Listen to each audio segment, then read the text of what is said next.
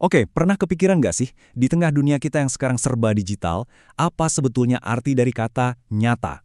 Nah, kali ini kita bakal kupas tuntas sebuah filosofi kuno yang, percaya atau enggak, jawabannya justru makin relevan banget buat zaman sekarang. Langsung aja kita mulai ya. Bayangin deh, setiap hari kita tuh berinteraksi sama AI, belajar dari simulasi, dan ya, bisa dibilang tenggelam di lautan informasi virtual. Ini udah bukan lagi film fiksi ilmiah loh, ini kenyataan kita sekarang. Nah, pertanyaannya, jadi gimana semua ini mengubah cara kita memahami dunia yang sesungguhnya? Nah, ini dia nih pertanyaan intinya. Kalau batas antara dunia nyata sama dunia maya makin kabur, terus gimana dong cara kita ngajarin generasi penerus buat ngebedain keduanya? Inilah dilema besar yang coba kita pecahkan bareng-bareng hari ini. Jadi, coba kita lihat bedanya. Di satu sisi, kita punya dunia maya. Isinya simulasi, opini, hal-hal yang abstrak dan bisa berubah-ubah. Tapi di sisi lain, ada dunia nyata yang dibangun di atas, ya, bukti, observasi, dan fakta. Sesuatu yang bisa kita lihat dan uji sendiri. Nah, tantangan terbesar pendidikan zaman sekarang itu ya ini. Gimana caranya kita bisa ngasih kompas ke para pelajar biar mereka bisa menavigasi dua dunia ini, tapi tetap berpijak kuat pada kenyataan. Dan ternyata nih, buat menjawab tantangan super modern ini, kita justru harus sedikit mundur ke belakang. Jauh ke sebuah ide yang umurnya udah ribuan tahun. Yuk kita kenalan sama yang namanya realisme. Anda pasti pernah dengar teka-teki klasik ini kan? Kalau ada pohon tumbang di hutan, tapi nggak ada siapa-siapa di sana, pohon itu ngeluarin suara nggak? Jawaban seorang realis, tentu saja ya. Kenapa? Simple. Karena bagi seorang realis, realitas itu ada dengan sendirinya. Getaran suara dari pohon yang tumbang itu nyata, ada atau enggaknya kita di sana buat dengerin. Oke, biar lebih paham soal realisme, penting banget buat kita lihat lawannya, yaitu idealisme. Gampangnya gini, idealisme itu percaya kalau realitas itu adanya di dalam pikiran kita, dasarnya dari ide. Nah, realisme datang dan seolah-olah bilang, tunggu dulu. Realitas itu ada di luar sana, objektif, lepas dari pikiran kita. Jadi pengetahuan sejati itu bukan hasil merenung, tapi hasil mengamati dunia nyata. Jadi, kalau kita simpulkan, inilah definisi realisme. Sebuah filosofi yang meyakini dunia itu ada, nyata, terlepas dari pikiran kita.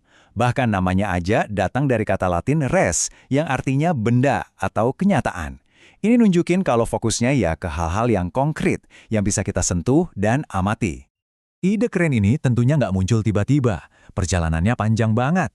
Semuanya dimulai dari Aristoteles di zaman Yunani kuno, yang bilang kalau pengetahuan itu datangnya dari observasi dunia fisik.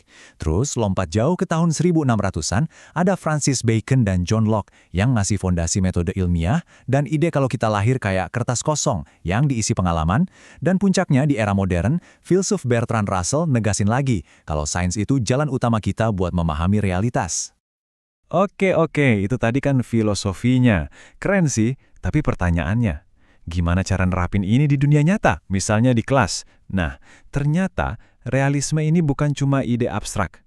Dia nawarin semacam blueprint atau cetak biru yang sangat jelas dan praktis. Dan ini dia, cetak birunya. Ada 4 pilar utama. Pertama, mulai dari fakta yang objektif, bukan dari opini atau asumsi.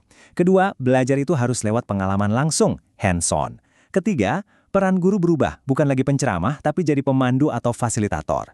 Dan yang keempat, fokus kurikulumnya adalah pengetahuan yang benar-benar kepake di dunia nyata, sains, teknologi, dan keterampilan praktis. Sekarang, yuk kita lihat gimana blueprint ini kalau dijalanin. Dan nggak ada tempat yang lebih pas buat ngelihat realisme beraksi selain di dalam kelas sains. Kenapa kelas sains? Karena sains itu ada dasarnya, ya perwujudan dari filosofi realisme itu sendiri. Coba pikirin deh, metodenya kan observasi, eksperimen, pembuktian, semuanya tentang memahami dunia nyata secara langsung. Makanya, pendidikan sains itu ibarat jantungnya pembelajaran yang berbasis realitas. Dan lihat deh, perannya di dalam kelas jadi berubah total. Guru itu bukan lagi sumber satu-satunya ilmu, tapi lebih jadi fasilitator yang tugasnya nyambungin siswa ke dunia nyata. Terus siswanya gimana? Wah, mereka bukan lagi pendengar pasif. Mereka jadi peneliti, jadi pengamat yang aktif mencari pengetahuannya sendiri. Ini perubahan yang fundamental banget. Terus gimana cara ngajarnya? Ya pastinya bukan dengan ceramah panjang lebar, tapi dengan aksi. Lewat apa? Eksperimen di lab, observasi langsung ke lapangan, diskusi yang dasarnya data, bukan cuma katanya. Tujuannya cuma satu, bikin pembelajaran jadi terasa nyata, relevan, dan akhirnya bermakna. Nah, Sekarang kita balik lagi ke titik awal. Kita udah paham nih, apa itu realisme dan gimana cara kerjanya. Sekarang kita sampai di pertanyaan yang paling penting. Kenapa sih filosofi kuno ini justru jadi senjata kita yang paling ampuh buat ngadepin era digital? Jadi, kenapa filosofi kuno ini sekarang jadi jauh lebih penting dari sebelumnya? Di tengah gempuran AI, virtual reality, dan segala kecanggihan lainnya, kenapa kita harus balik lagi ke ide yang usianya ribuan tahun? Jawabannya, ternyata sangat simpel, tapi dampaknya luar biasa. Karena realitas itu bukan pilihan. Sesimpel itu. Secanggih apapun simulasi yang kita buat, sekeren apapun dunia virtual yang kita jelajahi, pada akhirnya kita semua tetap harus hidup di dunia fisik.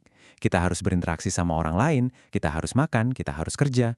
Realitas adalah fondasi yang nggak bisa ditawar-tawar. Jadi, inilah kesimpulan akhirnya.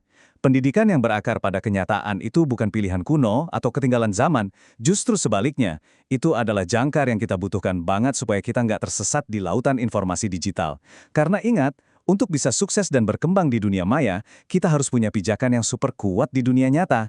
Terima kasih sudah menyimak pembahasan kali ini.